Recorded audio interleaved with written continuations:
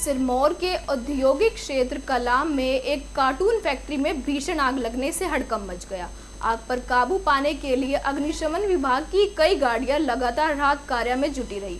शुरुआती अनुमान के मुताबिक इस अग्निकांड में करोड़ों रुपए के नुकसान की आशंका जताई जा रही है।